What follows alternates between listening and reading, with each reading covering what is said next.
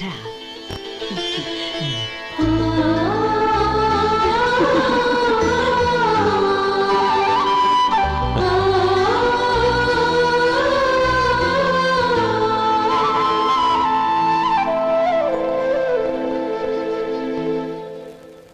మధు, చిన్నప్పుడు నేను ఒక్కనే కష్టపడుతున్నానని, నాకు సాయంగా ఉండాలని చదువు అవ్వలేదన్న వంకతో చదువు మానేశావు.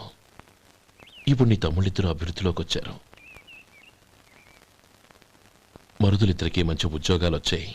తన భర్త మాత్రం అలాగే ఉన్నాడని నీ భార్య బాధపడదు. చూడు మధు, చదువుకున్నోళ్లే వృద్ధిలోకి రావాలని ఏమీ లేదు. కృషి పట్టుదల ఉంటే ఎవరైనా ఏదైనా సాధించవచ్చు. నీకు తెలివితేటలున్నాయి. నువ్వు తలుచుకుంటే కానిదంటూ ఏదీ లేదు.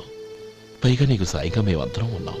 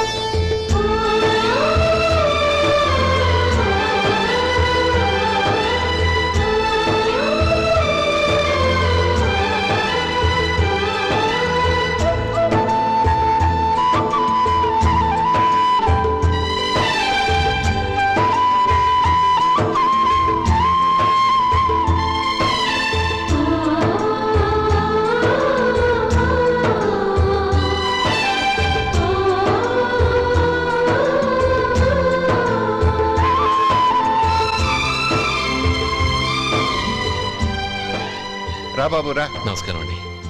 వచ్చే వారి నుంచి 100 పచ్చడి బాటిళ్లు 100 మసాలా ప్యాకెట్లు ఎక్కువేయండి. అలాగేనండి. మార్కెట్లో మీ ప్రోడక్ట్స్ కి మంచి పేరు వచ్చింది. చాలా సంతోషం అండి. వస్తానండి. Best of luck.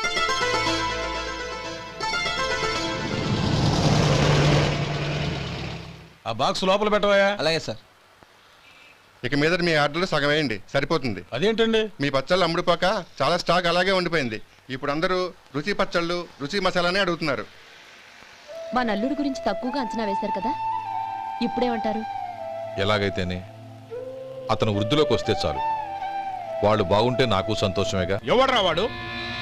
ఇన్నాళ్ళుగా వ్యాపారం చేస్తున్నాను, నిన్నగాక మొన్న వచ్చినోడు వాడు నాకు పోటీయా? వాణ్ణి పెరగనివ్వకూడదు. వాణ్ణి ఇక్కడికి రప్పించండి, నేను మాట్లాడతాను.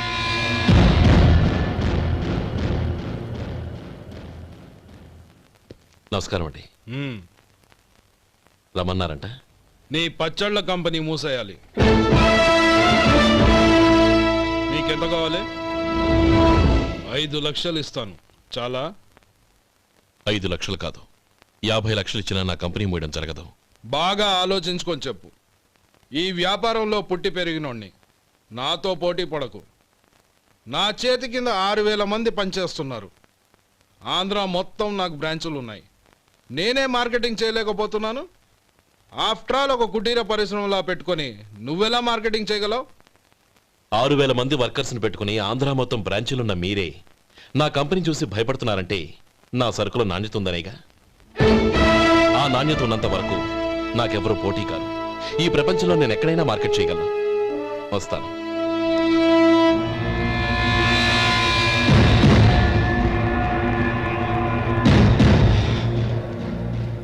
ఇక్కడ ఏం లేదండి. ఇక్కడ ఏం లేదండి. ఇప్పుడు ఊపిరి పీల్చి బిగపట్టు, నెమ్మదిగా వదిలే. ఓకే, లే, నెమ్మదిగా ఇలా వచ్చి కూర్చో. ఏం లేదు, మామూలు కడుపు నొప్పే. ఈ టాబ్లెట్స్ 3 రోజులు వాడు. ఎలా వాడాలో ఇందులో రాశాను. Token number 29.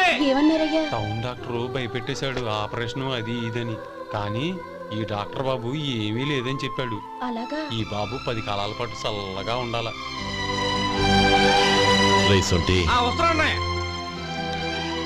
రే, భగవంతుడి దయ వల్ల తమ్ముడు హస్తవాసి మంచిదని అప్పుడే పేరొచ్చిందిరా. తమ్ముడిని దగ్గరుండి జాగ్రత్తగా చూసుకో. పని హడావుల్లో పడి వేళకి భోంచేయడము. అబ్బే అదే లేదన్నయ్య. 1 గంటకల్లా పేషెంట్ కట్టు, భోజనం పెట్టు. అది అలా జాగ్రత్తగా చూసుకో. నేను చూసుకుంటాను కదన్నయ్య, నువ్వు వెళ్ళు.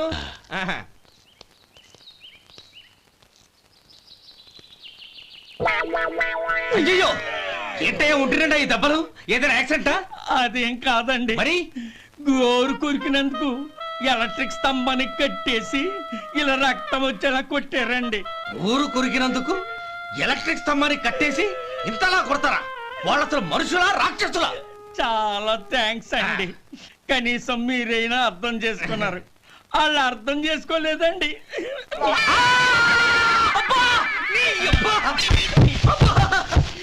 గోరు కొరకడం అంటే ఇదా? నిన్ను కొట్టడం కాదురా, నిలువురా నరికేయాలి. అబ్బా సెప్టిక్ అవుతుందో ఏమిటో. మన 2 ఊర్ల పొలిమేరలో ఉన్న ఈ మల్లికార్జున స్వామి వారి దేవాలయం జీర్ణదశలో ఉందన్న విషయం మీ అందరికీ తెలుసు. ఇన్నాళ్ళు మీ ఊరు వాళ్ళు పట్టించుకుంటారని మా ఊరి వాళ్ళు, మా ఊరి వాళ్ళు పట్టించుకుంటారని మీ ఊరి వాళ్ళు దీన్ని ఇలా వదిలేశారు. ఈ గుడి మీ ఊరికి ఎంత ముఖ్యమో మా ఊరికి అంతే ముఖ్యం. కాబట్టి మన ఇరు గ్రామ ప్రజలు కలిసి దాన్ని బాగు చేయించి కుంభాభిషేకం చేయించాలనే సదుద్దేశంతో ఒక కమిటీని ఏర్పాటు చేశాం. ఈ కమిటీలో 2 గ్రామాలకు సంబంధించిన ప్రముఖులు ఉన్నారు. కమిటీ ప్రెసిడెంట్గా ఎవరిని ఎన్నుకోవాలనే విషయంలో శ్రీ గోపాలరావు గారి పేరు, శ్రీ లక్ష్మీపతి గారి పేరు పరిశీలనలోకి వచ్చాయి. అందువలన మేమందరం బాగా ఆలోచించి తర్జన భర్జనలు చేసిన మీదట శ్రీ గోపాలరావు గారే అన్ని విధాలా ప్రెసిడెంట్ పదవికి అర్హులని ఈ కమిటీ నిర్ణయించడం జరిగింది.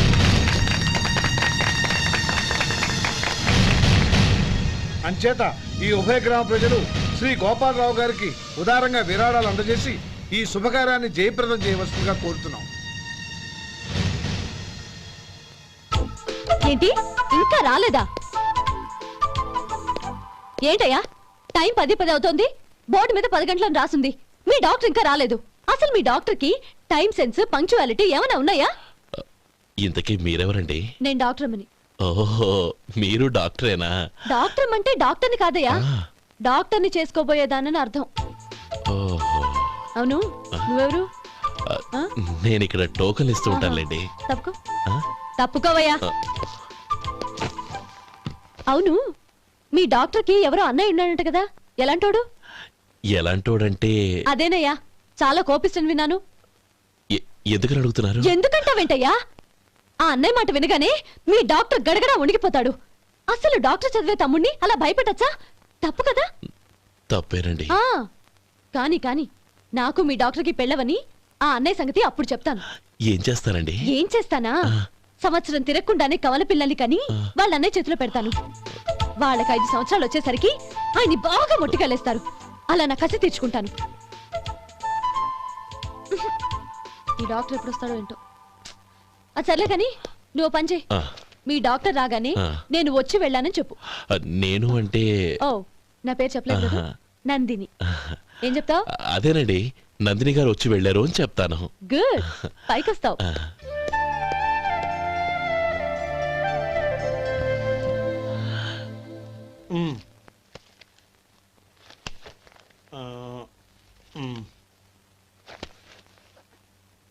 దీంతో మొత్తం 4,98,200 అయ్యాయి. పోతే నువ్వు ఇచ్చినంత ఇవ్వలేకపోయినా ఈ దైవకార్యానికి నా వంతు చందా 1800. దీంతో మొత్తం 5 లక్షలు పూర్తయ్యాయి. సరేరా, నేను ఈ డబ్బు తీసుకుని పట్నం వెళ్ళి బ్యాంక్ లో వేసి వస్తాను. అలాగే, నేను నీతో వద్దాం అనుకున్నాను రా, అనుకోకుండా సాయంత్రం ఇన్స్పెక్షన్ వచ్చింది. పర్వాలేదులే, వెళ్ళొస్తాను.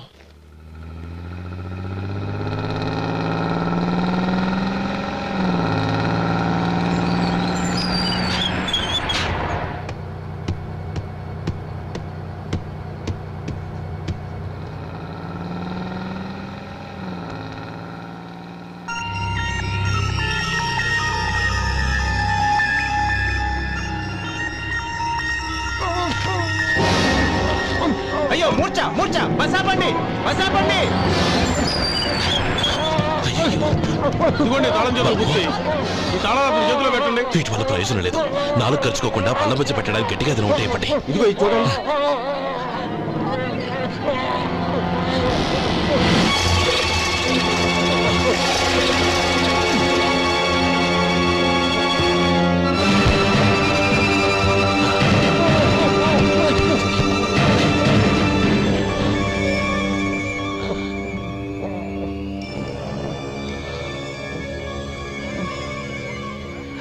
మీరు వెళ్ళి మీ సీట్లో కూర్చోండి. కొంచెం గాలాండి పడ్డి. ఇప్పుడు ఎలా ఉంది బాబు?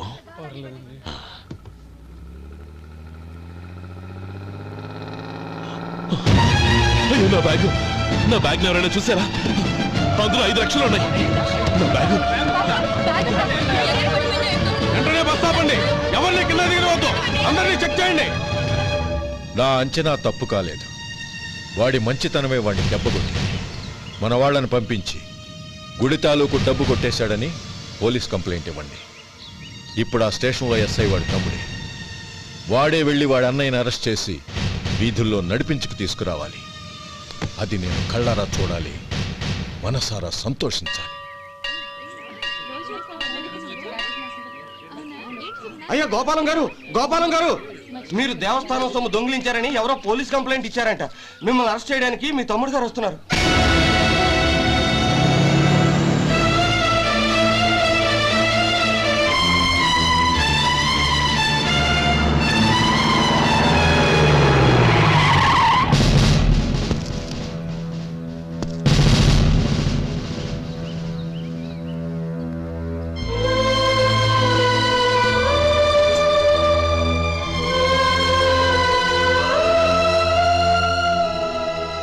చూడు గోపి, ఎప్పుడు నువ్వు ఉద్యోగంలో చేరావో అప్పుడే తనా పరా అనే తేడా మర్చిపోవాలి. నేరం చేసిన వాడు నీ తమ్ముడైనా అన్నైనా సరే శిక్షించాల్సిన బాధ్యత నీది. అదే నువ్వు నీ ఉద్యోగానికి ఇచ్చే గౌరవం.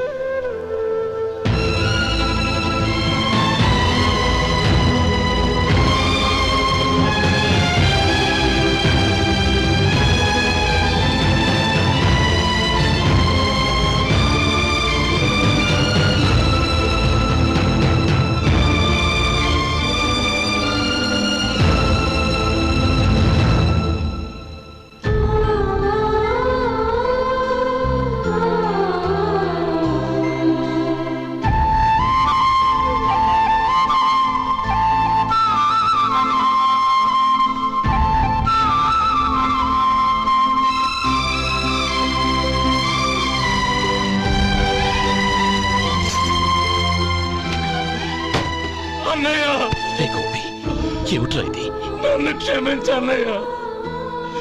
నేను కోరి ఉద్యోగుల చేతులు మాట నిజమే, కానీ ఇలాంటి పరిస్థితి ఎదురవుతుంది అనుకోలేదు.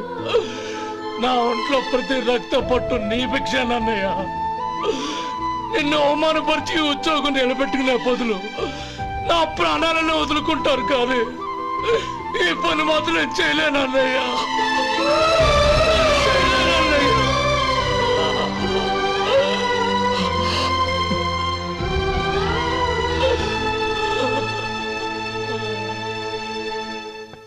ఏరా, ఇన్నేళ్లు కష్టపడి సంపాదించిన ఉద్యోగానికి రాజీనామా చేస్తావా? కనీసం నీ పెళ్ళాం ఏమనుకుంటుందోనని ఆలోచించావా? ఇందులో అనుకోవడానికి ఏముంది మామగారు? ఎండనక వాననక కష్టపడి ఓ తండ్రి కంటే ఎక్కువగా ఈయన్ని పెంచి పెద్ద చేశారు బావగారు. అలాంటి దేవుణ్ణి అరెస్ట్ చేసే ఆ ఉద్యోగం ఈయనకు అవసరం లేదు. బాగుంది. అన్నకు తగ్గ తమ్ముడు, తమ్ముడికి తగ్గ పెళ్ళాం. సరే, మీ ఇష్టం. నానమ్మా, అన్నయ్యడి. నమస్కారం అండి. ఓ నువ్వా? రా కూర్చో. పర్వాలేదండి. ఏంటి ఇలా వచ్చావు? ఆ రోజు నా కంపెనీని మూసేయమన్నారు. ఇప్పుడు నేను మూసేయడానికి సిద్ధంగా ఉన్నాను. దానికి ప్రతిఫలంగా నాకు 5 లక్షలు కావాలి. అలాగే, నీకు కావాల్సిన 5 లక్షలు నేను ఇస్తాను. చాలా థ్యాంక్స్ అండి. కానీ మీరు మీ కంపెనీని మూసేయక్కర్లేదు. సార్?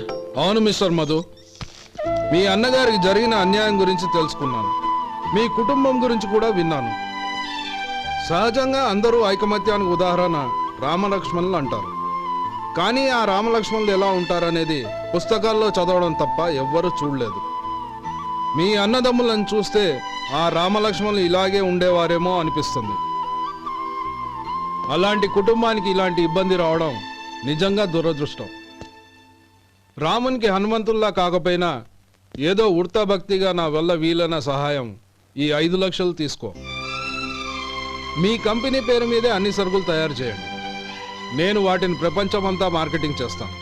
సార్, మీ రుణం ఉంచుకోను, తొందరలోనే తీర్చేస్తాను. స్నేహితుల మధ్య రుణాలేంటి మధు? We are friends.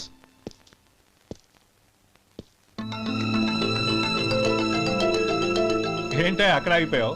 రా. నువ్వు మీ అన్నయ్యని అరెస్ట్ చేయడానికి అట్టెళ్ళావు, ఆయన లొంగిపోవడానికి ఇటు వచ్చారు. అవును, యూనిఫామ్ చేత్తో పట్టుకొచ్చావేంటి?